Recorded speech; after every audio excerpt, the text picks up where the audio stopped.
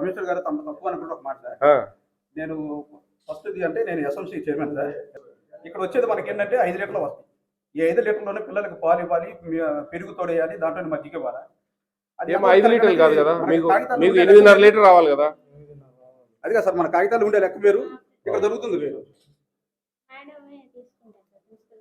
మీరు వచ్చినప్పుడు కూడా మాకు న్యాయం జరుగుతుంది. మేము ఎవరికి చెప్పుకోవాలి సార్, ఇక్కడ బెదిరింపు మేము అడిగితే జేసీ గారి కంప్లైంట్ చేస్తామండి. ఇక్కడ అడిగితే ఏమంటారంటే, మీరు ఎవరైనా పిల్లలు ఎవరైనా ఎస్ఎంసీ కమిటీ వాళ్ళకి కానీ లేదా మీలాంటి అధికారులు వచ్చినప్పుడు ఎవరికైనా చెప్తే వాళ్ళు ఏమంటారంటే మీకు టీసీ బయట పంపించేస్తాం, ఇంటర్నల్ మార్క్స్ 25 మార్క్స్ మా చేతిలో ఉంటే ఇంటర్నల్ మార్క్స్ ఇచ్చేస్తాం. ఆవిడకి పిల్లలు ఉన్నారు, నాకు పిల్లలు ఉన్నారు, ఆవిడ కరెక్ట్గా చెప్పాలంటే 5 లీటర్లకు మించి 1 లీటర్ పాలు వస్తాయి వరకమనండి. 8.5 లీటర్ రావాలి కదా, 8.5 కదా రావాల్సింది. లేదు, మీరు ఫుడ్ ఒకసారి చూడండి సార్. సార్ తమరు తప్పుగా అనుకోవద్దు. ఇక్కడ హాస్టల్ ఉండే పిల్లలకి ఫ్రూట్స్ ఇవ్వాలి కదా. ఏ రోజున ఒక రోజున ఫ్రూట్ ఇచ్చారు, నైట్ ఫ్రూట్ ఉంది కదా, ఒక్క రోజున ఇచ్చిన అడగండి. ఫ్రూట్ ఇచ్చిన ఒక రోజున అడగండి. ఇక్కడ ఫ్రూట్ ఉంది కదా, ఒక్క రోజు నెలలో ఒక రోజున ఇచ్చిన అడగండి. స్కూల్ స్టార్ట్ అయిన దగ్గర నుంచి ఈ రోజు వరకు ఒక రోజు ఫ్రూట్ ఇచ్చిన అడగండి. ఇప్పుడు ఒకటి మనం ఏంటంటే, ఇప్పుడు టెండర్లు తీసుకొని టెండర్లు ఇచ్చే వాళ్ళంటే పట్టే ఉంటుంది వీళ్ళ ప్రవర్తన కూడా. వీళ్ళు పర్చేజింగ్ కమిటీ అయితే కన్నా వీళ్ళని మనం అడగచ్చు గట్టిగా. అప్పుడు మనము పైన అధికారులకు తెలపాలి. ఇది వీళ్ళు డిసిషన్ తీసుకునేదానికి ఏం లేదు వీళ్ళ చేతిలో. ఇప్పుడు 5 లీటర్ల పాలు వస్తున్నాయి, వాళ్ళు టెండర్ రోల్ తెచ్చిస్తా ఉన్నారు. మనం టెండర్ రోల్ క్వశ్చన్ చేయాలి. టెండర్ రోల్ క్వశ్చన్ చేయాలంటే ఈ స్టీరింగ్ కమిటీ చూసుకునేది జేసీ గారు. జేసీ గారికి మనం తెలపాలి.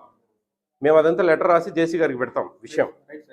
540 మంది పిల్లలు ఉన్న ఈ పాఠశాలలో ఈ రోజుకి 150 మించి పిల్లలు కూడా ఎవరు ఇక్కడ భోజనం చేయరు. కానీ రికార్డ్ చూడండి, మీకు ఎక్కడికైనా 300 మీరే అందరు తింటున్నారు అన్నారు సార్.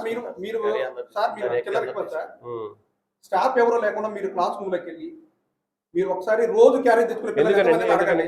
లేదు ఇక్కడ హాస్టల్ సార్, ఇక్కడ హాస్టల్ పిల్లలు అడగండి. హాస్టల్ పిల్లలు అడగండి. మీరు ఎట్లా ఫుడ్ ఎలా ఉంటుంది, ఇక్కడ ఎట్లా ఉండేది అనేది మీరు స్టాఫ్ ఎవరు పెట్టదు. స్టాఫ్ పెడితే వాళ్ళు చూపుతానే చంపేస్తారు పిల్లల్ని. స్టిల్ నేను ఎదుర్కొంటాను. ఆ పాప నేను కోచింగ్ చేశాను. పేరెంట్ అండ్ విద్యా కమిటీ చైర్మన్ అండి. మీరు ఏమి లేదని కిక్కి అంటే ఎట్లా బాబును, ఎట్లా చెప్పు? ఎంత క్లియర్గా చెప్తా ఉన్నారు వాళ్ళు. వాళ్ళ పిల్లలు ఉన్నారు కదా సార్. నా ఇద్దరు పిల్లలు ఇక్కడ చదువుతూ ఉన్నారు. మీరు ఏమవుతుంది సార్, ఇక్కడ స్టాఫ్ ఎవరు లేకుండా మీరు ఏ క్లాస్ రూమ్కైనా వెళ్ళి ప్రతిరోజు క్యారేజ్ ఎంతమంది తెచ్చుకుంటున్నారో అని అడగండి. లేదు హాస్టల్ పిల్లల్ని ఇక్కడ పిలిచి మీకు రోజు ఏం పెడతారో, ఎంత ఫుడ్ పెడతారో, ఆలస్యంకి వస్తే మీకు ఫుడ్ పెడతారా లేదా, మీరు నీళ్ళు ఎలా సార్, వాటర్ ఎలా పెడతారు సార్? నాడు నేడు పనుల్లో భాగంగా ఇక్కడ వాటర్ ప్లాంట్ ఏర్పాటు చేస్తే 3 సంవత్సరాల క్రితం 1 వీకే పనిచేసింది. అది 1 వీక్ తర్వాత అది పనిచేయలేదు సార్. ఎదురుగా ఉన్నటువంటి వీరసన్ వైరల్ ఇంజనీరింగ్ కాలేజీలో దాతలు కొన్ని రోజు కొంచెం 15 క్యాన్లు పంపితే దాంట్లో 6 క్యాన్లు ఇక్కడ పంపిస్తారు. వాటర్ లేని టైంలో ప్రిన్సిపల్ గారు కానీ ఈయన వైస్ ప్రిన్సిపల్ అయిన బాధ్యత తీసుకున్నారు. ఈయన కానీ ప్రిన్సిపల్ గారు ఏం చెప్తారు సార్, వాటర్ లేకపోతే బయట ఎక్కడ తీసుకొచ్చేవారు. లేదా నేను ఎస్ఎంసీ కమిటీ చైర్మన్ కూడా ఒక జర్నలిస్ట్ కూడా నాకు బాధ్యత నాకు చెప్పాలి. వాష్రూమ్ కూడా వాటర్ పైపులు ఇప్పుడు పేరెంట్స్ తో తగిన మీ ర్యాప్ ఉంటేనే సక్సెస్ అవుతుందండి. వాటర్ లేకపోతే సార్ పక్కనే ఇంజనీరింగ్ కాలేజ్ వాళ్ళని అడిగాము, 30 బబుల్స్ డైలీ ఇస్తారు సార్. వాళ్ళు అది ఇష్యూ కాదు. నేను అనేది మీరు పిల్లల్ని బెదిరిస్తా ఉన్నట్లుగానే ఉంది వ్యవహారం. అలా ఏం లేదు. అని వాళ్ళు కావాల్సి మీ మీద పగ కదా, గెట్టుతా కదా, ఫ్యాక్షన్ ఉంది కదా. ఏమయ్యాను స్వామి, ఎందుకు అంత ఓపెన్గా చెప్తా ఉన్నారు వాళ్ళు. ఆయనకు ఒక బాధ్యత ఉంది. ఆయన రేపు క్వశ్చన్ చేస్తారు పిల్లల తల్లిదండ్రులు. ఆయన ఎన్నుకునేది ఏం పని లేకనా కదా. ఎట్లా చెప్పండి? లేదు బాబు, మీకు మెమోస్ వస్తాయి మీకు. నవ్వుదులే తెలుస్తుంది. ఇక్కడ వర్క్ చేస్తున్నారు వాళ్ళని ఎన్నిసార్లు స్టూడెంట్స్ కి ఆ వాష్రూమ్కి వెళ్ళే వాటర్ పెట్టేసి బబుల్లో పెట్టేసి ఇక్కడ వాటర్ పెట్టారు కాదని చెప్పనండి. ఇప్పుడు నేను చెప్పేస్తాను, సీరియస్ గా జేసీ గారి దృష్టికి తీసుకెళ్ళాలండి. నేను చేశాను కాబట్టి నాకు బాధ్యత ఉంది కాబట్టి మీ వర్కింగ్ స్టైల్ నాకు తెలుసుకుంటా. 1,60,000 రూపాయలు పెట్టి వాటర్ ప్లాంట్ కోసం ఇది పెట్టించాను. అది కాదు నేనేది, మనం ఏదైనా మేమైనా జేసీ గారి దృష్టికి తీసుకెళ్తాం. ఆడ రేపు మాకు హెచ్ఓడిస్ మీటింగ్ ఉంటుంది ఈ ఏపీ మోడల్ స్కూల్. నరసింహారావా రేపు మా పిల్లల మీద ఇచ్చేస్తున్నారు. అవును, అది టార్చర్ పెడతారు.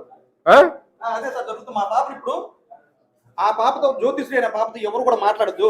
అమ్మాయిని మాట్లాడితే మీకు టీసీ బయట పంపిస్తాను, మిగతా పిల్లల్ని ఇది చేస్తా ఉన్నారు. ఏం ప్రిన్సిపల్ గారు అంత ఓపెన్ గా చెప్తా ఉన్నాడు ఆయన. లేదని అంటే ఎందుకని అట్లా, ఎందుకు అంత ద్వేషం పెంచుకుంటారు?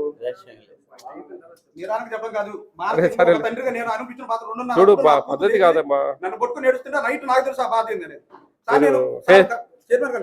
ఫేస్ చేయాల్సి వస్తుంది. మీరు మీకేం ఇబ్బంది ఏం లేదు. ఏమైనా సమస్య చెప్తే నాకు కొంచెం ఏదైనా ఉంటే నేను చేంజ్ చేస్తాను. అందుకు మీరు సమస్యలు ఏమైనా చెప్తే ఏమి ఇబ్బంది ఏం లేదు. మనకు మన విద్యా కమిటీ చైర్మన్ గారు ఆయన కూడా కొంచెం ప్రాబ్లమ్స్ చెప్పారు. అవన్నీ మీరు ఏదైనా ప్రాబ్లం ఏదైనా ఉంటే నేను ఏదైనా రెక్టిఫై చేస్తాను. ఏమైనా ఉన్నాయా? భోజనాలు సరిగా ఉండట్లేదా? బర్లేవే ఆడంతా పరిస్థితి బాగాలేదు ఆడ. ఎగ్గు కూడా ఇవ్వట్లేదా? హాస్టల్ 5 ఎగ్స్ రావట్లేదా వారానికి? నిజం చెప్పట్లేదు మీరు, అంత అబద్ధాలు. చికెన్ ఎన్ని పీసులు వస్తూ ఉన్నాయి అందాజుగా? ఓ 2 పీసులు వేస్తారా? 2 పీసులు గ్రేవీ వేస్తారా? మీకు యాక్చువల్లీ 100 గ్రామ్స్ ఇవ్వాలి చికెన్.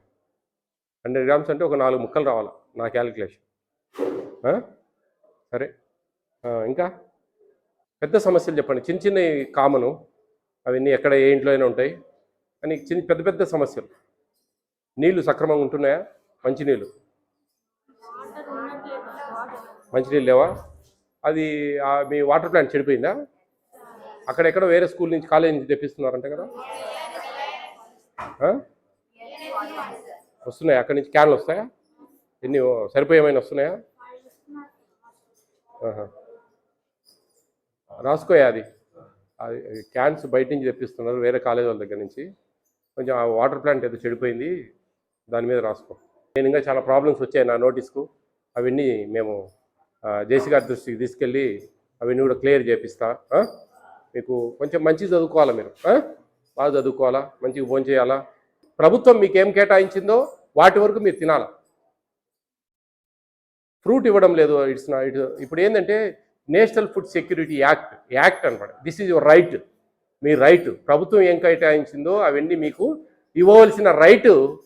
ఇక్కడ పనిచేసే వాళ్ళకు, అది చూసుకునే వాళ్ళకి అందరికీ బాధ్యత. అది ఆ రైట్ డివేషన్ అవుతా ఉంది. మీ హక్కును కోల్పోతా ఉన్నారు. మీరు మీ హక్కు కోల్పోతా ఉన్నారు, హరిస్తూ ఉన్నారు. అది జరగకూడదు. దాన్ని ఖచ్చితంగా ఏమన్నా ఉంటే సమస్య నేను రెక్టిఫై చేస్తా. నాకు దగ్గరే కాబట్టి మళ్ళీ ఎప్పుడోసారి సర్ప్రైజ్గా వస్తా. ఒకరోజు మళ్ళీ స్పెషల్గా వస్తా. ఎక్కువసేపు టైం గడపాలి. ఇప్పుడు నాకేంటంటే టైం తక్కువ, ఎన్నో సెంటర్లు విజిట్ చేయాలి. ఇప్పుడు అదే పనిగా వచ్చామనుకోండి, ఒక 2 హాస్టల్ 3 హాస్టల్ పెట్టుకొని వస్తే ఒక రోజు అంతా స్పెండ్ చేయొచ్చు. అప్పుడు అన్ని కూలంకషంగా పరిశీలిస్తాం. ఓకేనా? All the best all of you. Complaint చేశారు, అది మేము జేసీ గారికి తెలియజేస్తాం.